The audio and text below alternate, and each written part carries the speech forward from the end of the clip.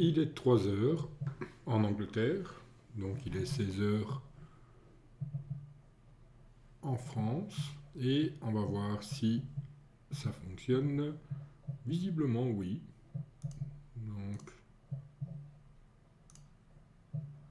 super. Donc ça fonctionne bien, le départ du direct.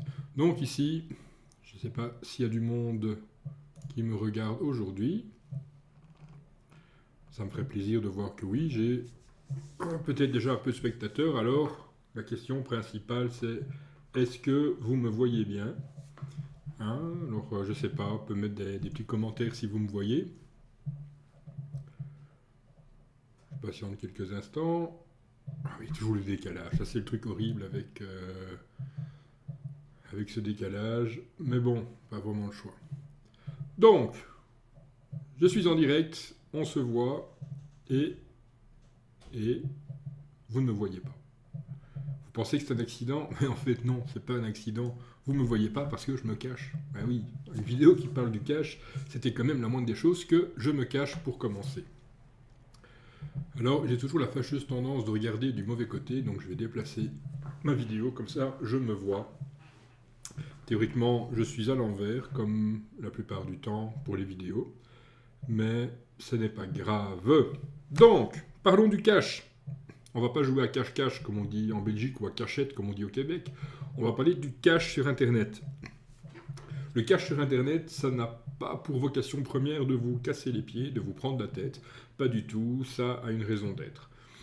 La chose la plus importante qu'il y a par rapport au cache, c'est que tout ce qui est protocole, tout ce qui est définition de système, date d'une époque antérieure, largement antérieure, à l'époque des connexions à haut débit. Donc, tout ce qui a été mis en place, la gestion des sites, tout devait être optimisé pour ne pas encombrer les lignes inutilement et avoir toujours des connexions lentes. C'est des choses qui peuvent paraître vraiment inutiles maintenant, puisque maintenant, justement, on a du Internet qui va très vite, avec des connexions en fibre optique, des lignes de folie, la 4G qui déchire, la 5G qui arrive. Donc, franchement, on ne voit plus pourquoi il y a besoin. Mais en réalité, le cache, c'est quelque chose de très utile. Je dis le cache, mais en fait, ce sont les caches, parce qu'il y a plein de caches. Donc, on va pas parler de cache secrète, évidemment, on va parler de cache. Quels sont les caches? Le premier cache, le plus courant, le plus facile et celui auquel vous êtes le plus premier à être confronté, c'est le cache local. Le cache local, c'est quoi? Vous avez votre navigateur. Hein, Chrome, Firefox, Safari, non pas Safari, hein, Internet Explorer non plus, Edge non plus. Donc Chrome, Firefox. Éventuellement Opera, mais Chrome, Firefox. Vous avez vos deux navigateurs. Vous allez sur un site, sur votre site idéalement, pour faire des tests, sinon vous avez n'importe quel site, et ça s'affiche. On va sur la page de Google par exemple. J'ai pas envie de partager mon écran aujourd'hui, donc je ne fais pas de partage d'écran. Vous allez sur Google, et Google, qu'est-ce qui arrive? Il y a la petite case de recherche et le logo de Google. Le truc, c'est que des millions de personnes vont chaque jour sur Google, des centaines de millions même en réalité, et c'est le même logo qui est envoyé à tout le monde. Et donc le principe, c'est que quand vous allez regarder votre page, le logo, si vous avez été il y a 5 minutes sur Google, c'est pas la peine qu'il recommence de prendre sur Google le logo et de le rapatrier, de le retélécharger une seconde fois. Ça sert à rien. Et donc, autant éviter de faire ce travail pour rien, parce que autant limiter les ressources quand c'est faisable. Et donc, votre navigateur, Chrome, Firefox, va stocker en local le logo de Google. Quand vous affichez la page de Google, il reçoit l'information qui dit « Ici vient le logo de Google ». Et lui, il se dit « Mais attends, mais je l'ai dans mon stock ». Il le prend et il le change. Ce qui peut se passer, c'est que Google vient de changer son logo. Bon, ça n'arrive pas souvent, donc c'est pas grave. On va revenir sur votre site à vous. Vous êtes sur votre site et vous placez votre article et puis vous affichez votre... je viens d'avoir une idée, je note. Ça va vous aider aussi. Vous changez une photo dans votre article, puis vous affichez votre article, et là, grosse surprise, c'est l'ancienne photo qui apparaît. Là, généralement, on se pose la question par rapport à sa santé mentale, on se dit, est-ce que je suis devenu complètement fou parce que je suis en train de regarder après une photo que je viens de mettre, et là, c'est une autre. En fait, la première chose à vérifier, c'est le cache local. Le cache local, comment est-ce qu'on fait pour s'en débarrasser? Eh bien, on rafraîchit la page de façon forcée. Donc, par exemple, vous êtes sur PC, c'est Shift F5 ou Ctrl F5. Si vous êtes sur un Mac, c'est Commande R pour rafraîchir, ou si je ne m'abuse, Shift Commande R pour forcer le rafraîchissement. Et là, généralement, on voit le dernier logo, parce qu'en faisant ça, ça force votre navigateur à dire « je ne tiens pas compte de ce que j'ai dans mon stock, mais je vais aller chercher sur le serveur ce qu'il y a à me proposer ». Donc ça, c'est le petit cache facile, pas de souci. Quand on veut vraiment vider son cache, on peut aller dans les paramètres de son navigateur et d'aller dire vider le cache. Ça a comme avantage d'être sûr qu'il soit vide, ça a comme inconvénient que tous vos chargements qui vont suivre vont prendre un tout petit peu plus de temps. Pas forcément énorme, mais ça peut être un tout petit peu plus de temps. Donc ça, c'est le cache local, il est facile, on le connaît tous. Maintenant, il y a un deuxième cache, parce qu'en effet, un des buts premiers du cache, c'est de limiter le transfert de bande passante. Et le deuxième besoin du cache... excusez-moi, je viens d'avoir un appel en même temps que je parlais. J'ai oublié de couper mon Skype. On ne se refait pas. Le deuxième intérêt du cache... le deuxième type de cache, c'est le cache serveur. Pourquoi est-ce qu'on met un cache sur le serveur? Puisque, en effet, ça ne va pas diminuer la bande passante, puisque le cache n'est pas chez vous, il est là où se trouve votre site. Donc si votre site est hébergé sur CQFD, c'est CQFD qui a un cache dessus. Et bien simplement, vos sites actuels, ce sont des sites dynamiques. Donc avant, il y avait des sites statiques, c'était du HTML, tout le monde a entendu parler du HTML. Et puis alors, il y a des sites dynamiques. Les sites dynamiques, c'est avec du PHP, des bases de données, un tas de termes qui font super bien en soirée. Enfin, ça dépend ce que vous faites comme soirée. Et ce cache-là, simplement, quand vous affichez une page dans WordPress, il va lire du code en PHP. Ce code PHP va chercher des informations dans la base de données, va générer la page et va créer à l'instant même une page HTML juste pour vous l'afficher. Quand vous avez un petit site, ça ne pose pas de problème. Quand votre site commence à avoir des visites, moi je pense à un site comme La Solution est en vous, des choses comme ça, ça dégage en termes de visites, eh bien, c'est chaque fois du traitement qui est à faire par le serveur, de chaque fois dire, je prends ma base de données, je vais lire, je génère une page, je l'affiche pour mon visiteur. Deuxième visiteur, je prends mon code dans la base de données, je vais chercher, j'affiche pour un visiteur. Et ainsi de suite, plusieurs fois d'affilée, ça consomme des ressources. Et donc, on arrive rapidement à saturation d'un serveur. Avec un cache sur le serveur, première visite, qu'est-ce qu'il fait? Il va chercher dans la base de données, il génère sa page, mais au lieu de juste la donner pour le visiteur, il la sauvegarde dans son cache. La page, elle est stockée dans son cache. Le deuxième visiteur arrive pour afficher la même page. Eh bien, au lieu d'aller refaire tout le process là derrière, qu'est-ce qu'il fait? Il va juste afficher la page qu'il a sauvegardée. Et donc, beaucoup plus rapide d'affichage, pas de calcul à faire, pas de base de données à interroger, pas de code PHP à traiter. C'est vraiment super rapide, ça va vraiment bien. Du coup, moins de ressources. Et donc, sur un même serveur, on peut supporter plus de visites en même temps, puisque ça prend moins de ressources de juste montrer une page que de calculer la page pour l'afficher. Et donc, ça c'est le processus de cache sur le serveur. À quoi ça ressemble le cache sur le serveur? Eh bien, c'est facile. Dans un WordPress, c'est une extension qui gère ça. Donc, vous avez par exemple W3 Total Cache, qui est fort utilisé, mais que je déconseille. Beaucoup de soucis avec ce plugin. Un autre plugin qui par contre lui fonctionne très bien, c'est WP Rocket. WP Rocket pour le faire à l'américaine. Mais bon, WP Rocket, ça marche bien. C'est un plugin payant, mais franchement, ça fonctionne du feu de Dieu, quoi. C'est vraiment performant et ça pose pas plein de soucis tout le temps, de problèmes. Et donc, quand on a un plugin de type WP Rocket, on a un menu spécialisé WP Rocket qui vous permet de vider le cache. Donc simplement, vous allez dans Google Requête, vider le cache, et il va effacer les pages qu'il avait sauvegardées pour être sûr que la prochaine visite, il va régénérer une nouvelle page. Donc là, c'est important à faire. Dès qu'on a fait un changement sur le site, il faut vider le cache pour que le bon site se voit. Après, il y a d'autres types de cache serveur, mais là, c'est vraiment des configurations particulières, notamment Varnish qui permet de faire un cache en plus, Cloudflare permet de faire aussi un cache en plus. Donc, il y a différentes méthodes d'avoir ces caches-là. Et là, ce cache-là, vous ne pouvez rien y faire en tant que visiteur. C'est au webmaster, au responsable du site, de le vider. Donc, ça, c'est lui qui est responsable de le faire. Donc, ça, point intéressant à savoir, quand vous avez un cache installé sur votre site, vous faites une modification, videz le cache pour que les visiteurs voient votre modification. C'est important. Il y a un autre cache, c'est lui que j'ai noté pendant le début où je parlais parce que je l'avais oublié dans ma liste. C'est un cache qui va vous énerver très souvent quand vous n'y pensez pas. C'est le cache de Facebook. C'est quoi le cache de Facebook? Eh bien, vous publiez un article sur Facebook, donc vous avez un article sur votre site et vous le partagez sur Facebook, et puis vous vous rendez compte que l'image qui est mise, qui illustre votre article, eh bien, elle n'est juste pas de rapport. Donc vous faites un article sur la culture des salades en milieu hydroponique, par exemple, puis vous avez illustré votre article avec une belle photo, avec des belles lignes de production, avec plein de salades.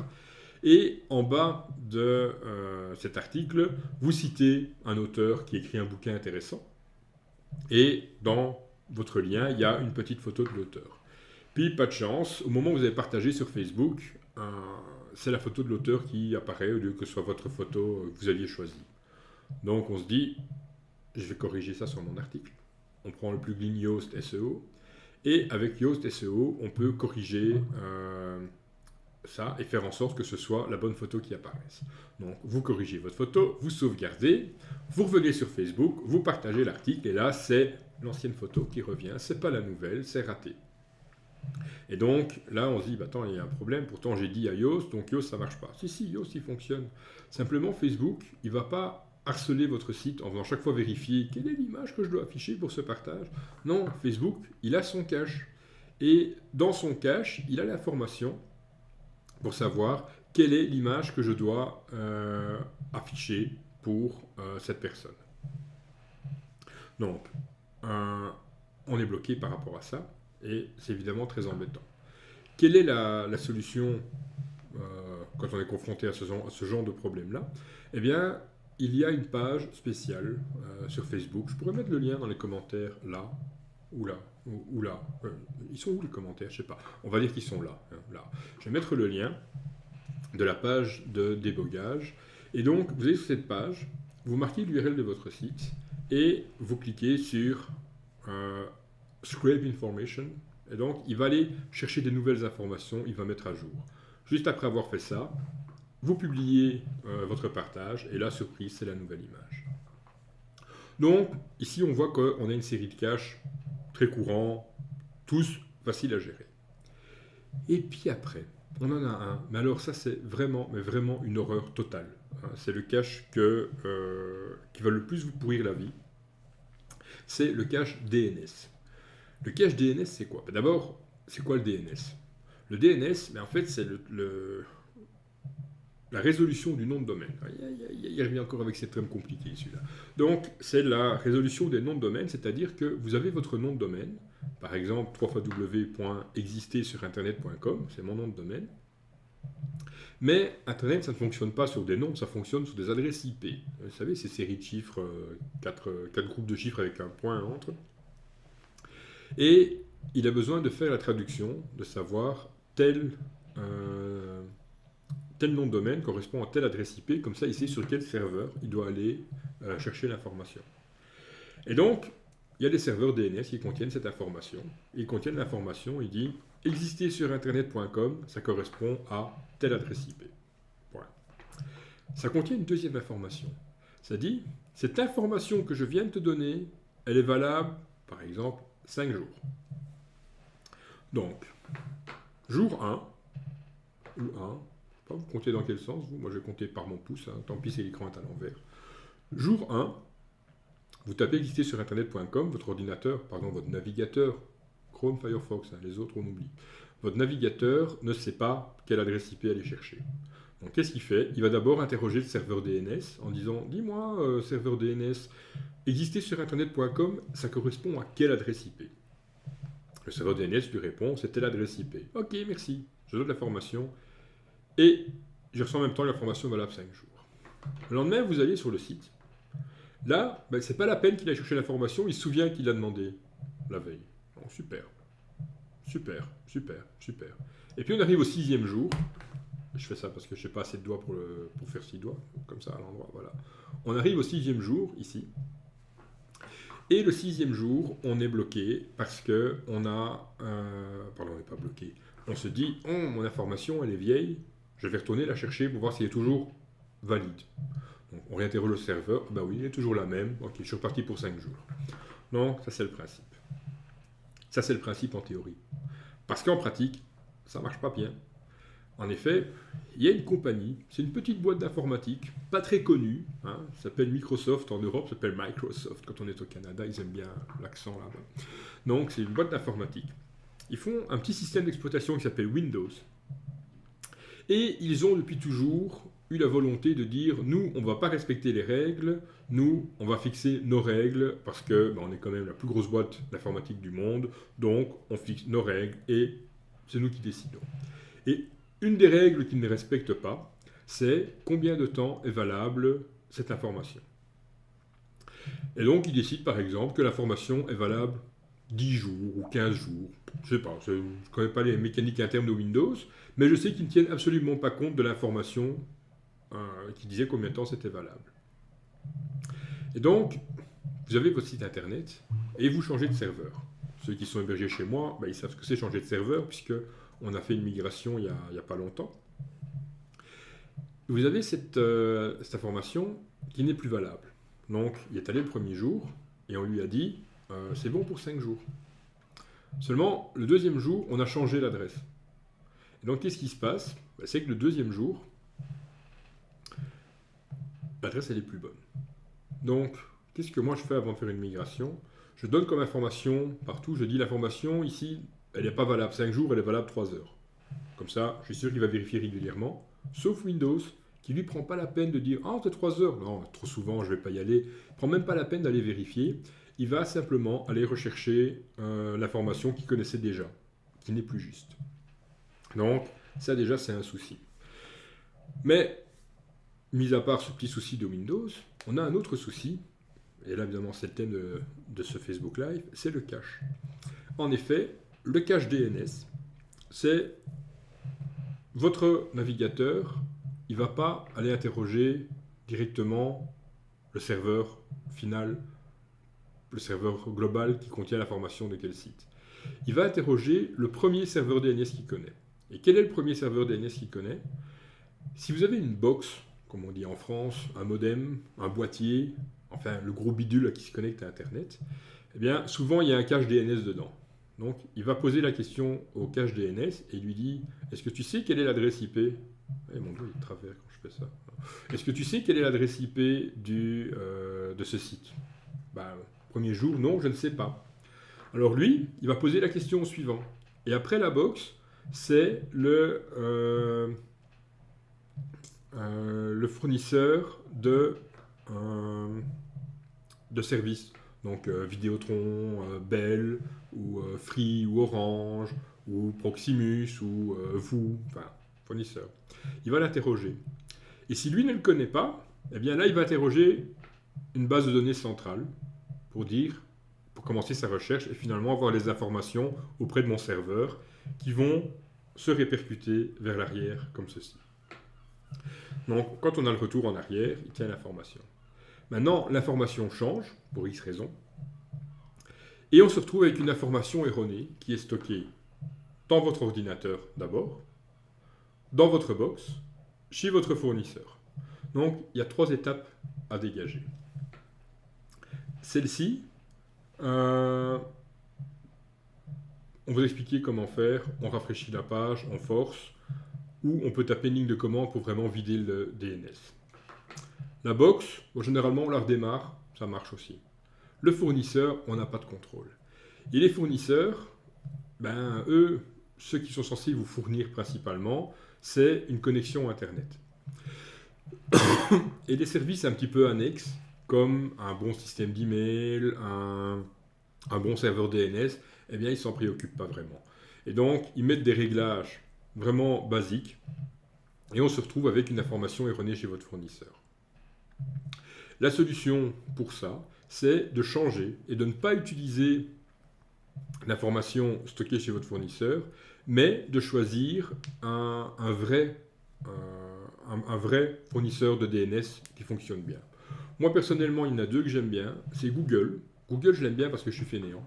Puis Google, retenir leur adresse DNS, c'est facile parce que c'est 8.8.8.8 pour le premier et 8.8.4.4 pour le deuxième. Hein. Je l'ai dit une fois, vous le retiendrez toujours. Un deuxième qui est super bon, c'est OpenDNS. Maintenant, il y en a 5 ou 6 qui proposent des services comme ça, c'est gratuit, c'est facile à changer. Donc, je peux mettre un lien qui explique comment changer si vous désirez de serveur DNS. Et donc, vous voyez que le cache local, le cache du serveur, le cache DNS, le cache de Facebook, des raisons pour que votre site n'agisse pas ce que vous voulez, n'affiche pas ce que vous voulez quand vous le voulez, il y en a tout plein. Et donc, ça c'est le boulot bien pénible de développeur de site internet, c'est de toujours pouvoir gérer les 4 points. Donc, je vous ai donné des pistes, je n'ai pas forcément la solution parfaite pour tout, mais des pistes sur comment le faire. Si jamais vous avez un site qui n'affiche pas ce qu'il doit afficher, ne vous dites pas directement que c'est un problème de votre santé mentale. Il y a des chances que vous alliez bien, je ne peux pas vous le garantir, mais il y a des chances que vous alliez bien dans votre tête. Et ça peut être un problème de cache. Donc voilà, c'était ce que j'avais envie de partager aujourd'hui. C'était très technique, donc vous avez sûrement décroché au milieu, mais il y a la rediffusion, donc ça peut être intéressant de